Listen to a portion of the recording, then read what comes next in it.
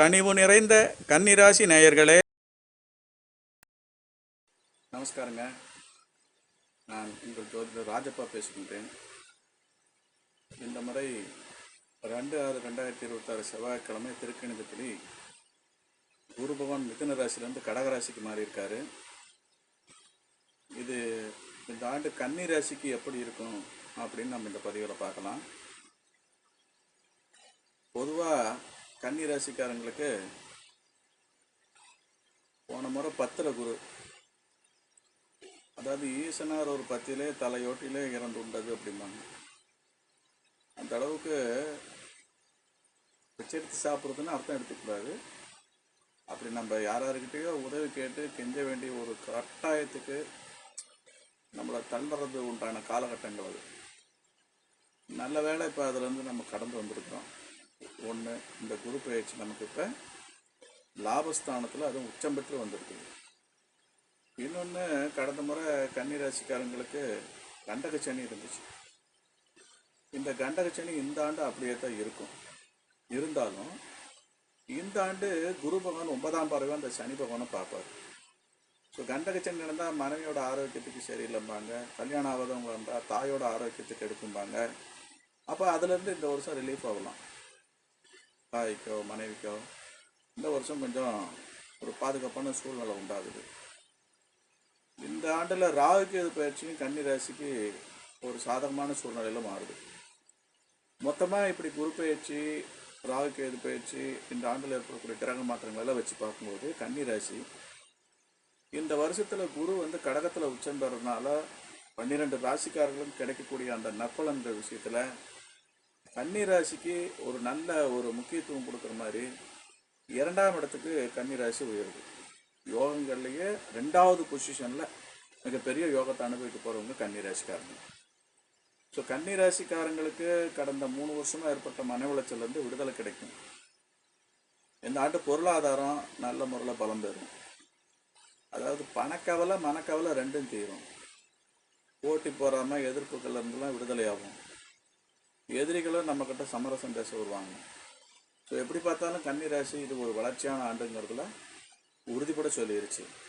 என்ன ஒரே ஒரு சின்ன சமாச்சாரம், கன்னி ராசிக்கு இந்த ஆண்டில் கிரகங்கள் ரீதியாக நாம் ஒரு சின்ன சின்ன பரிகாரங்கள் செய்கிறது அப்படின்னு பார்க்கும்போது ஆண்டு கிரகங்களில் இந்த வருஷத்தில் சனி பிரீதி அதை கொஞ்சம் குறையலாமல் செய்யணும். ஏன்னா கண்டக்ஷன் இன்னமும் அங்கேயே நிலையாக இருக்குது.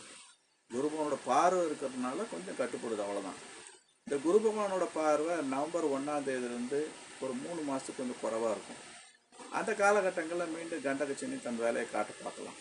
அதனால் என்ன சொல்கிறோம், கண்டகச்சனிங்கிறது ஒரு ஜாதகத்தில் வண்டி வாகனங்களை கொஞ்சம் தொந்தரவு பண்ண பார்க்கும், அலைச்சலை கொடுக்கும், விபத்துக்களை ஏற்படுத்த பார்க்கும், செலவினங்களை வைக்கும். ஸோ ஒரு 3 மாதம், நவம்பர் 1 ஒரு 3 மாதம் அந்த கண்டகச்சனியோட தீவிரம் பாதிக்காமல் இருக்கிறதுக்கு இப்போ இருந்தே நம்ம தொடர்ந்து இந்த கண்டகச்சனி ஆரம்பித்தப்பறதே சொல்லிக்கிட்டு இருக்கிற பரிகாரம், அந்த சனிக்கிழமை பிடிக்கிறது, காகத்துக்கு எள்ளு சாதம் வைக்கிறது, வாய்ப்பு கிடைக்கும்போது குறிப்பாக உத்தர நட்சத்திரக்காரங்களாக இருந்தால் அவங்க, அதே மாதிரி அஸ்த நட்சத்திரக்காரங்க இவங்கெல்லாம் குச்சனூர் போயிட்டு வர்றது, சித்திர நட்சத்திரக்காரங்களாக இருந்தால் திருநள்ளாறு போயிட்டு வர்றதுலாம் ரொம்ப விசேஷம். அது இல்லாமல் வயதானவங்க, உடல் ஊனமானவங்க இவங்களுக்கெல்லாம் அன்னதான வஸ்திர தானங்களை செய்கிறது நல்லது. குறிப்பாக அஸ்த நட்சத்திரக்காரங்க சூரிய வழிபாடுகளை எப்பவுமே நித்தமும் கடைபிடிச்சிட்டு வரணும். இந்த உத்தர நட்சத்திரக்காரங்க ஐயப்பன் வழிபாடுகளை செஞ்சுக்கிட்டு வரணும். இந்த சித்திர நட்சத்திரத்தில் பிறக்கிறவங்க பித்திருக்கள் சம்பந்தமாக முன்னோர்கள், அதாவது அமாவாசை நாட்களில் குலதெய்வ கோயிலில் அன்னதானங்களை செய்கிறது, இதெல்லாம் கடைபிடிச்சிட்டு வரணும். இதெல்லாம் செய்கிறதுனால இந்த சனியோட தாக்கங்கள் குறையும். பொதுவாகவே இந்த வருஷம் பொறுத்த வரைக்கும் கன்னிராசிக்காரங்களுக்கு, அது குறிப்பாக இந்த படிக்கிற வயசில் இருக்கிறவங்க இருந்தால் பெரிய சாதனைகளை செய்கிற அளவுக்கு மதிப்பெண்கள் உயரும். உத்தியோகத்துக்கு காத்துட்டு இருக்கிறவங்க இருந்தால் வேலை கிடைக்கிறதுக்கும் அல்லது பணி நிரந்தரமாகிறதுக்கு ஒரு வாய்ப்பு இருக்குது. திருமணத்துக்கு காத்துட்டு இருக்கிறவங்களுக்கு உறுதியாக இந்த வருஷம் திருமணம் கூடும். திருமணம் ஆனவங்க ஏற்கனவே இருக்கிறாங்கன்னா அவங்களுக்கு புத்திர பாக்கியம், வம்ச விருத்தியெல்லாம் ஏற்படும் வாய்ப்பு இருக்குது.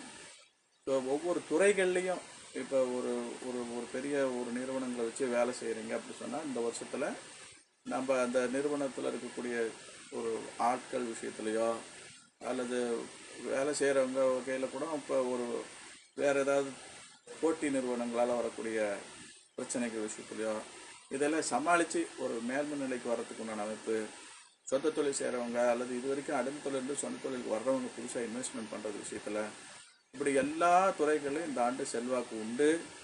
இந்த ஆண்டில் கொஞ்சம் கன்னிராசிக்காரங்க கொஞ்சம் யாரெல்லாம் எச்சரிக்கை பண்ணணும், எதுக்காக கவனம் கொடுக்கணும் அப்படிங்கிறதையும் கொஞ்சம் பார்ப்போம்.